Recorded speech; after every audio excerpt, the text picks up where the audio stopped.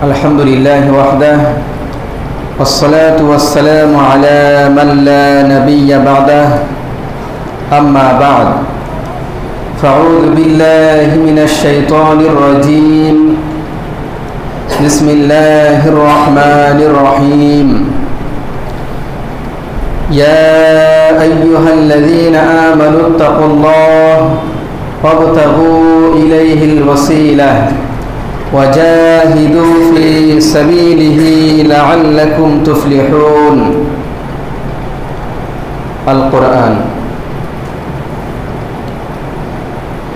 সকল প্রশংসা জগৎ সমূহের প্রতিপালক সে মহান রব্বুল ইজ্জাতের জন্য, যার অশেষ কৃপায় বিভিন্ন কাজ থেকে ফারেগ হয়ে সালাতুল জুমআহ তথা জুমার সালাত আদায়ের উদ্দেশ্যে জানকীনগর পশ্চিম পাড়া আল ফুরকান জামি মসজিদে একত্রিত হওয়ার তৌফিক এনায়েত করেছেন। সেজন্য সে মহান মাবুদের কৃতজ্ঞতা স্বরূপ কালিমাত শুকর আদায় করছি আলহামদুলিল্লাহ। অতঃপর শতকোটি দরুদ ও সালাম শান্তির দ্বারা বর্ষিত হোক ইমামুল মুরসালিন খাতামান নবিয়্যিন আশরাফুল আম্বিয়া জনাব মুহাম্মদুর রাসূলুল্লাহ সাল্লাল্লাহু আলাইহি ওয়াসাল্লামের প্রতি আল্লাহুম্মা আমিন। আল্লাহুম্মা সাল্লি আলাইহি আল্লাহুম্মা বারিক আলাইহি। সম্মানিত উপস্থিতি, আজ 10ই শ্রাবণ 1431 বাংলা সন, 19শে মুহররম 1446 হিজরি সন এবং 26শে জুলাই 2024 খ্রিস্টাব্দ ইয়াউমুল জুমআহ তথা শুক্রবার। আমি গ্রন্থ মুকুট আল কুরআনুল মাজিদের সূরাতুল মাঈদা সূরা নম্বর 5, পারা নম্বর 6, পৃষ্ঠা নম্বর 12, আয়াত নম্বর 35 তেলাওয়াত করেছি। এই আয়াতে মূলত আল্লাহ রাব্বুল আলামিন তাকে ভয় করার কথা বলেছেন এবং ওসিলা তালাশ করতে বলেছেন। আমরা ইতিপূর্বে আলোচনা করেছি এই ওসিলা বলতে এক শ্রেণীর নামধারী মুসলিম যারা ওসিলাকে কেন্দ্র করে ধর্ম ব্যবসা শুরু করেছে এবং ওসিলা বলতে তারা বুঝিয়ে থাকে যে পীর, ওসিলা ধরো অর্থাৎ পীর ধরো। অ্যাকচুয়ালি এই ধরনের ব্যাখ্যা সম্পূর্ণ ভুল এবং বানোয়াট। আসলে আমরা জেনে নিই যে ওসিলা বলতে কি বোঝায়। ইসলামের দৃষ্টিতে ওসিলা তথা মাধ্যম বা নৈকট্য অর্জনের পন্থা বা পদ্ধতি হচ্ছে তিনটি। ওসিলা হচ্ছে তিন ধরনের, তিনটি পর্যায়ে বা তিনটি মাধ্যমে আপনি ওসিলা তালাশ করতে পারেন।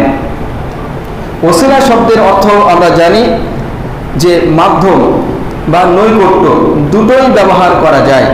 তবে সাহাবায়ে কেরামগণ, তাবেঈন আজমাইন এবং বিশিষ্ট মুফাসসিরিনদের মত অনুসারে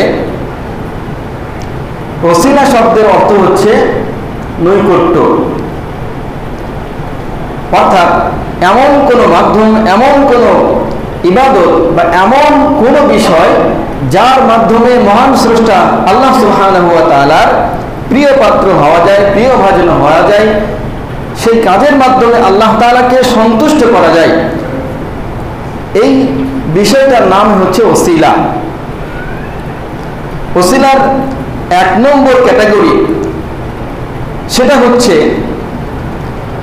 যে আল্লাহ রাব্বুল আলামিনের সুন্দর সুন্দর যে নাম রয়েছে সেই নামের ওসিলায় আপনি আল্লাহ তাআলার কাছে ক্ষমা প্রার্থনা করতে পারেন বা কিছু চাইতে পারেন, আপনার আবেদন জানাতে পারেন।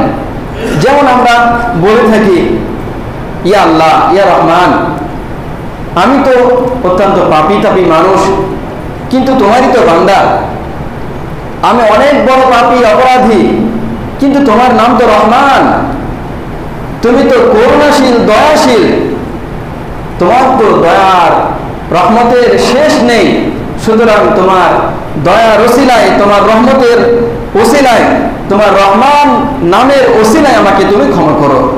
এইভাবে আপনি দোয়া প্রার্থনা করতে পারেন। রহমান এটি হচ্ছে আল্লাহ সুবহানাহু ওয়া তাআলার নাম। তাই কেউ যদি এই রহমান নাম রাখতে চায় তাহলে তার সাথে আব্দ শব্দ যুক্ত করতে হবে, অর্থাৎ আব্দ যুক্ত রহমান সমান আব্দুর রহমান, অর্থাৎ রহমানের দাস, রহমানের গোলাম, রহমানের ভৃত্য, রহমানের বান্দা। শুধুমাত্র কেউ যদি কাউকে রহমান নামে ডাকে তাহলে এটা জায়েজ হবে না, বৈধ হবে না। কারণ রহমান হচ্ছেন আল্লাহ রাব্বুল আলামিন, এটা তার নাম। এভাবে আরো অনেক নাম রয়েছে মানুষেরা রাখে, কিন্তু ডাকার ক্ষেত্রে সঠিক পন্থা অবলম্বন করে না, যার কারণে মানুষ এভাবেই ডাকে। যেমন রহিম, নাম হবে আব্দুর রহিম। যেমন খালেক, আল্লাহ রাব্বুল আলামিনের নাম, যিনি সৃষ্টিকর্তা, ডাকতে হবে আব্দুল খালেক। এইভাবে আল্লাহ রাব্বুল আলামিনের গুণবাচক যে 99টি নাম রয়েছে সেই সমস্ত নাম যদি কেউ রাখতে চায় তাহলে তার সাথে আব্দ তথা দাস, গোলাম, বান্দা এই শব্দটি অবশ্যই যুক্ত করতে হবে। নচেত আপনি অন্য নাম রাখেন, সাহাবীদের নাম রাখেন, তাবিঈদের নাম রাখেন, সুন্দর অর্থবহ নাম আপনি রাখতে পারেন, এতে কোনো সমস্যা নেই। তবে রাখতে হলে সেটাকে সঠিকভাবে প্রয়োগ করতে হবে। তো 1 নম্বর ওসিলা সেটা হচ্ছে আল্লাহ রাব্বুল আলামিনের নামের ওসিলায় তার কাছে আপনি আবেদন করতে পারেন, আপনি ক্ষমা চাইতে পারেন, তার রহমতের ওসিলায় আপনি আল্লাহ রাব্বুল আলামিনের কাছে কিছু চাইতে পারেন।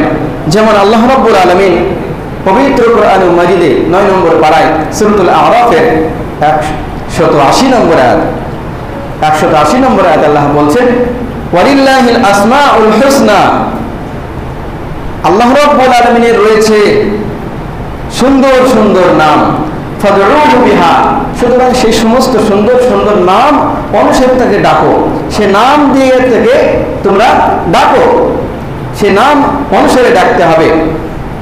তাহলে 1 নম্বর ক্যাটাগরি গেল, কেউ যদি আল্লাহ রাব্বুল আলামিনের কাছে চাইতে ইচ্ছা করে তাহলে তাকে আল্লাহ রাব্বুল আলামিনের সুন্দর গুণবাচক নাম দিয়ে নামের ওসিলা করতে পারে, নামের ওসিলায় আল্লাহ রাব্বুল আলামিনের কাছে কিছু চাইতে পারে, বা রোগ মুক্তি হয়তো আল্লাহর কাছে চাইতে পারে ইত্যাদি। 2 নম্বর ক্যাটাগরি হলো যে কোনো ভালো কাজ যদি আপনি করেন, কোনো নেক সৎ কাজ যদি আপনি করেন, সেই ভালো কাজের সালেহ বা নেক কাজের ওসিলা আপনি করতে পারেন। যেমন আপনি আল্লাহর কাছে মাফ চাইছেন, ক্ষমা চাইছেন বা কিছু চাচ্ছেন, সেক্ষেত্রে আপনি আল্লাহর কাছে বলতে পারেন, ইয়া আল্লাহ, আমি তো তোমার উপর ঈমান এনেছি, সুতরাং আমার ঈমানের ওসিলায় আমাকে মাফ করো। ইয়া আল্লাহ, আমি তোমার বান্দা, আমি 5 ওয়াক্তের সালাত আদায় করি, সুতরাং আমার এই সালাত যদি তোমার সন্তুষ্টির উদ্দেশ্যে হয় তাহলে তুমি আমাকে ক্ষমা করো, আমাকে মাফ করো। আবার আপনি বলতে পারেন, ইয়া আল্লাহ, আমি যে যাকাত দিচ্ছি, এই যাকাত যদি তোমার সন্তুষ্টির উদ্দেশ্য হয় তাহলে আমাকে তুমি মাফ করো। এইভাবে আপনি দান খয়রাত বা ইত্যাদি যে সমস্ত ইবাদত আপনি করছেন সেই ইবাদতের ওসিলা আপনি দিতে পারেন, যে এর মাধ্যমে আল্লাহ তুমি আমাকে মাফ করো। এই প্রসঙ্গে সহিহুল বুখারীর একটি ঘটনা রয়েছে, হাদিস নম্বর 2333 অর্থাৎ 2333 নম্বর হাদিস। আব্দুল্লাহ ইবনে ওমর রাদিয়াল্লাহু আনহু তিনি বর্ণনা করছেন যে একদা 3 জন লোক, 3 জনের একটা দল, তারা রাস্তায় কোথাও যাচ্ছিল, হঠাৎ তারা বৃষ্টির কবলে, ঝড় তুফানের কবলে পড়ে গেল এবং তারা সেই ঝড় তুফান থেকে বাঁচতে কাছে একটা পাহাড় ছিল, সেই পাহাড়ের এক গুহায় তারা আশ্রয় নিল এবং পাহাড়ের গুহায় যখন তারা পৌঁছালো, হঠাৎ ওই পাহাড়ের চূড়া থেকে একটি বড় ধরনের পাথর এসে তারা যে গুহায় আশ্রয় নিয়েছিল সেই গুহার মুখে আটকে গেল এবং তাদের বের হওয়ার রাস্তাও বন্ধ হয়ে গেল। বৃষ্টি ছেড়ে গেল, ঝড় তুফান বন্ধ হলো, কিন্তু তারা তো আটকে রয়ে গেল, কারণ তাদের গুহার সম্মুখে ওই যে বিরাট একটা পাথর পড়ে গেছে। এখন তারা কিভাবে বের হবে, কিভাবে সেখান থেকে বাড়ি যাবে, কিভাবে তাদের গন্তব্যস্থলে যাবে? এখন তাদের মধ্যে একটা মাসওয়ারা হলো, একটা আলোচনা হলো যে আমাদের মধ্যে যেই ধরনের ভালো কাজ আমরা করেছি সেই কাজের ওসিলা দিয়ে আল্লাহর কাছে আমরা মাফ চাই। আল্লাহ হয়তো আমাদেরকে এখান থেকে নাজাত দেবে, পরিত্রাণ দেবে। দেখুন, এই যে মাসওয়ারা, আলোচনা, এটার অনেক কার্যকরিতা রয়েছে, এর বরকত রয়েছে। আজকের দিনে সংসারে, বাড়িতে, পরিবারে কোনো কিছু যদি আপনি করতে চান, তাহলে আপনার যদি সন্তান থাকে, আপনার স্ত্রী আছে, আপনার বাবা মা আছে, তাদেরকে নিয়ে এক জায়গায় বসুন যে এই কাজটা আমরা করতে যাচ্ছি, এই কাজটা কেমন হবে, করাটা যাবে কি না, এবং সেই কাজটা যদি আমরা করতে চাই তাহলে কিভাবে করলে ফলপ্রসূ হবে, কিভাবে করলে ভালোভাবে সম্পন্ন করা যাবে। এই যে একটা আলোচনা, এটা গুরুত্ব রয়েছে। আল্লাহ রাব্বুল আলামিন তিনি বলেছেন, ওয়া আমরুহুম শুরা বাইনাহুম। মুমিনদের একটা গুণ হচ্ছে তারা যে কোনো কাজ করে আলোচনা মাফিক। আল্লাহ রাব্বুল আলামিন সূরা আল বাকারা 30 নম্বর আয়াতে উল্লেখ করেছেন, ওয়া ইয ক্বালা রাব্বুকা লিল মালাইকা ইন্নী জাইলুন ফিল আরদি খলিফা। আল্লাহ তাআলা যখন মানুষকে সৃষ্টি করতে চাইলেন, তার আগে ফেরেশতাদেরকে বললেন যে আমি পৃথিবীতে প্রতিনিধি সৃষ্টি করতে যাচ্ছি, তোমাদের মতামত বলো। তখন তারা বলেছিল তাদের মতামত যে আল্লাহ পৃথিবীতে মানুষ সৃষ্টি করবেন না, তারা দাঙ্গা ফাসাদ করবে, তারা রক্তপাত করবে, এভাবে তারা পৃথিবীতে ঝগড়া ফিতনা ফাসাদ নিয়ে ব্যতিব্যস্ত থাকবে, তোমার ইবাদত করবে না, আমরাই তো তোমার ইবাদতের জন্য যথেষ্ট রয়েছি। আল্লাহ রাব্বুল আলামিন বলেছিলেন, ইন্নী আ'লামু মা লা তা'লামুন, আমি যা জানি তোমরা তা জানো না। সুতরাং পরামর্শ করতে হবে। সেই ক্ষেত্রে বাড়িতে যদি সেরকম যোগ্য লোক না থাকে, কমপক্ষে আপনি শোনাতে পারেন। আল্লাহ রাব্বুল আলামিনের কি প্রয়োজন ছিল ফেরেশতাদেরকে শোনানো, আর তাদের মতামত তিনি গ্রহণ করেননি, কিন্তু আলোচনার বরকত রয়েছে। মানব জাতিকে, আদম সন্তানকে শিক্ষা দেওয়ার উদ্দেশ্যে আল্লাহ রাব্বুল আলামিন এই সমস্ত বিষয়গুলি পবিত্র কোরআনে আলোচনা করেছেন, সেগুলি তুলে ধরেছেন, কোট করেছেন। সুতরাং ওই সমস্ত ব্যক্তি যারা গুহার মধ্যে আটকে ছিল, তারা পরামর্শ করলো যে যেমন ভালো কাজ করেছি আমরা সেই কাজের ওসিলা করে আল্লাহর কাছে আমরা মাফ চাই। একজন ব্যক্তি বলল যে আমি পশুপালন করতাম এবং প্রতিদিন পশু চড়িয়ে বাড়ি এসে দুগ্ধ গ্রহণ করে সর্বপ্রথম আমি আমার মাতা পিতাকে সেই দুধ পান করাতাম। আমার বাচ্চা কাচ্চা স্ত্রী ছিল, কিন্তু আমি আমার পিতা মাতাকে অগ্রাধিকার দিতাম। আমি তাদেরকে সন্তুষ্ট করতে চাইতাম, তাদেরকে বেশি ভালোবাসতাম। এবং একদিনকার ঘটনা, আমার বাড়ি ফিরতে রাত হয়ে যায়, ততক্ষণে আমার পিতামাতা ঘুমিয়ে পড়েছিল। আমি দুধ দহন করে আমার পিতামাতাকে পান করানোর উদ্দেশ্যে তাদের ঘরে গিয়ে দেখি যে তারা ঘুমিয়ে পড়েছে, এবং আমি সেই দুধের পাত্র নিয়ে সেখানেই অবস্থান করছিলাম। আমার সন্তানদেরকে আগে পান করানোটা মোটেই আমার ইচ্ছা হচ্ছিল না, অথচ আমার সন্তানেরাও পান করার জন্য তারা আকুলি বিকুলি করছিল। ইয়া আল্লাহ, ওই ব্যক্তি বলছে, ইয়া আল্লাহ, আমার পিতামাতার প্রতি এই যে ভালোবাসা, আমার পিতামাতার প্রতি যে এই যে আদর, যদি তোমার সন্তুষ্টির উদ্দেশ্য হয়ে থাকে, তাহলে আমাদেরকে অন্তত পক্ষে পাথরটা এতটা সরিয়ে দাও যেন আমরা কমপক্ষে আসমান দেখতে পাই। সঙ্গে সঙ্গে পাথরটা কিছুটা সরে গেল এবং তারা বাইরের আবহাওয়া দেখতে পেল, বাইরের আলো বাতাস তারা দেখতে পেল, আসমান তারা দেখতে পেল। দ্বিতীয় ব্যক্তি সে বলছে, ইয়া আল্লাহ, আমি আমার একটা চাচাতো বোনের সাথে সম্পর্ক রাখতাম, তার সাথে কথা বলতাম। একটা পুরুষ যেমন একটা মহিলার সাথে সম্পর্ক রাখে, এই ধরনের একটা সম্পর্ক, সেটা ছিল অবৈধ সম্পর্ক। এবং আমি একদিন তাকে অন্যায় কাজের প্রস্তাব দিই এবং সে নাকচ করে দেয়, এবং সে শর্ত দেয়, যতদিন পর্যন্ত তুমি 100 দিরহাম না আনতে পারবে ততক্ষণ পর্যন্ত বা ততদিন পর্যন্ত আমার শরীর তুমি স্পর্শ করতে পারবে না। এই ধরনের একটা শর্ত সে দেয়, এবং এক পর্যায়ে আমি সেটা ব্যবস্থাও করে ফেলি, তাকে দিয়ে দিই। এবং শর্ত অনুসারে আমরা একটা নিরাপদ একটা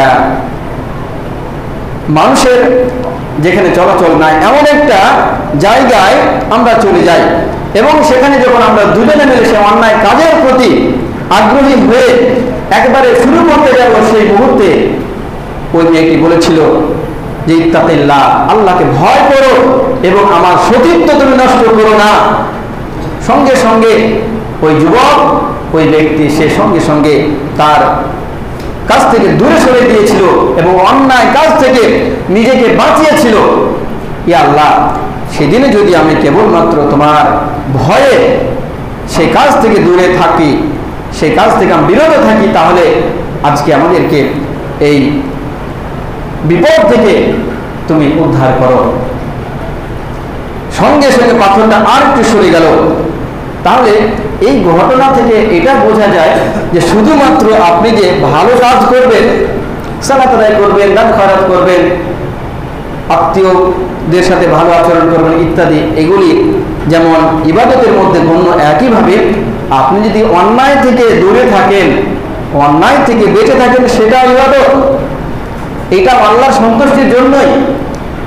সুতরাং আল্লাহ রাব্বুল আলামিন তিনি বলছেন, আম্মা মান খাফা মাকামা রাব্বিহি ওয়া নাহা আন-নাফসা আনিল হাওয়া, ওয়া আম্মা, যে ব্যক্তি মান খাফা, আল্লাহ রাব্বুল আলামিনের সামনে দণ্ডায়মান হবে, তার সামনে দাঁড়াতে হবে, কিয়ামতের দিন আল্লাহ তাআলার সামনে জবাবদিহি করতে হবে, এই ভয় নিয়ে কেউ যদি গুনাহ থেকে বাঁচে, প্রবৃত্তির অনুসরণ না করে, তাহলে ফাইনাল জান্নাতা হিয়াল মাওয়া, তার জন্য জান্নাতের মাওয়া রয়েছে, জান্নাতুল মাওয়া তার জন্য বিশেষভাবে রয়েছে।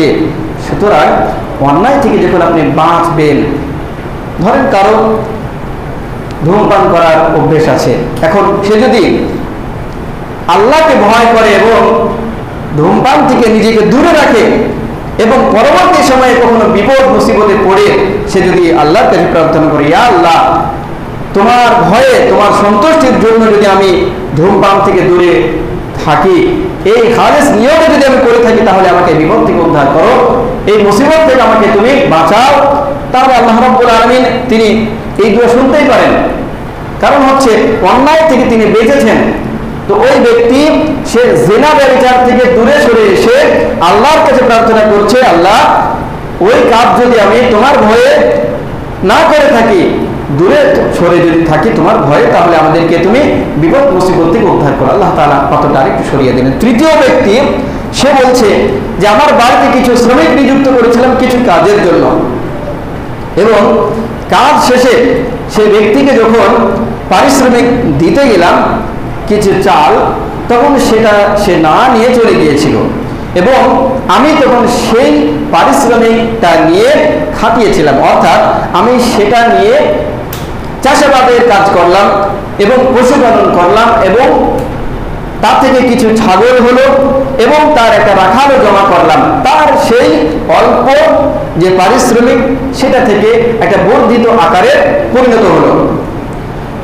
পরবর্তীতে কোনো এক সময় ওই ব্যক্তি এসে আমাকে বলল, হে আল্লাহর বান্দা, আমাকে আমার হক, আমার প্রাপ্য বুঝিয়ে দাও। তখন তিনি বললেন যে ওই যে দেখছো ছাগলের পাল এবং রাখাল, ওগুলি সব তোমার, তুমি নিয়ে চলে যাও। তখন ওই ব্যক্তি ভাবছে যে আমার সাথে হয়তো মজা করছে, তামাশা করছে, তখন বলছে আমার সাথে মজা করবেন না, আল্লাহর দোহাই আমাকে নিয়ে ঠাট্টা করবেন না। তখন ওই ব্যক্তি বলছে, আমি ঠাট্টা করছি না, তোমার যে পারিশ্রমিক সেটাকে আমি নিয়ে চাষাবাদের কাজে লাগিয়েছিলাম এবং তা থেকে ছাগল এবং রাখাল সব কিছু জমা করেছি, ওগুলি সব তোমার, তুমি নিয়ে যাও। তখন সেই ব্যক্তি ওটা নিয়ে সে চলে গেল। তখন এই ব্যক্তি বলছে সে বিপদের মুহূর্তে, ইয়া আল্লাহ, আমি যদি কেবলমাত্র তোমার সন্তুষ্টির উদ্দেশ্যে এই কাজটা করে থাকি, তাহলে তুমি আমাকে বা আমাদেরকে এই বিপদ হতে উদ্ধার করো। তখন পাথরটা পুরোপুরি সরে গেল এবং তারা সেখান থেকে মুক্তি পেল। তাহলে কেউ যদি ভালো কাজের দোহাই দেয়, যে কোনো ধরনের ভালো কাজ, তাহলে এই ওসিলা দেওয়া যায়। 3 নম্বর হচ্ছে যে যদি কোনো ব্যক্তির নামে ওসিলা করে, ধরুন আমাদের মধ্যে একজন ব্যক্তি আছেন যিনি জীবিত, তার নামে ওসিলা করা যাবে। শর্ত হচ্ছে 3টি। 1 নম্বর, যেই ব্যক্তির ওসিলা করব তিনি জীবিত থাকতে হবে, তাকে জীবিত থাকতে হবে। 2, তিনি হবে নেককার পরহেজগার মানুষ। 3, তিনি উপস্থিত থাকবেন। যেমন নবী সাল্লাল্লাহু আলাইহি ওয়াসাল্লামের মৃত্যুর পরে বৃষ্টির জন্য প্রার্থনা করছিলেন সাহাবায়ে কেরামগণ, তার চাচা আব্বাস রাদিয়াল্লাহু আনহুর ওসিলায় তিনি সেখানে উপস্থিত ছিলেন। ইয়া আল্লাহ, আমাদের মাঝে তোমার রাসূলের আপন চাচা এখনো জীবিত, ইয়া আল্লাহ তার ওসিলায় আমাদেরকে তুমি বৃষ্টি দান করো। এভাবে দোয়া করা যায়, কিন্তু কোনো মৃত ব্যক্তির ওসিলা করা যাবে না। যারা পৃথিবী থেকে বিদায় নিয়ে চলে গেছে তাদের নামে ওসিলা করা যাবে না। পৃথিবীতে যিনি বেঁচে আছেন, যিনি উপস্থিত, এবং তিনি যদি নেককার পরহেজগার মানুষ হন, তাহলে তার ওসিলা করে, তার দোহাই দিয়ে, তার মাধ্যমে আল্লাহর কাছে প্রার্থনা করা যায়, সেটা বৃষ্টি হোক বা অন্য যে কোনো জিনিস হোক না কেন। যেমন আমরা বলতে পারি, আল্লাহ তুমি আমাদের সকলকে ক্ষমা করো, আমাদের মধ্যে একজন ব্যক্তির হয়তো নাম করলাম, উপস্থিত যিনি আছেন, এভাবে দোয়া করা যায় যদি তিনি পরিষ্কার মুত্তাকি হয়ে থাকেন।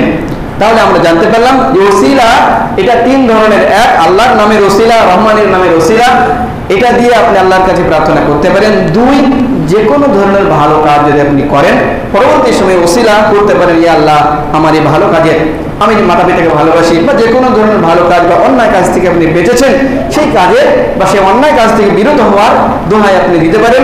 3 নম্বরে, যিনি জীবিত, উপস্থিত এবং পরহেজগার নেককার ব্যক্তির ওসিলা আপনি দিতে পারেন।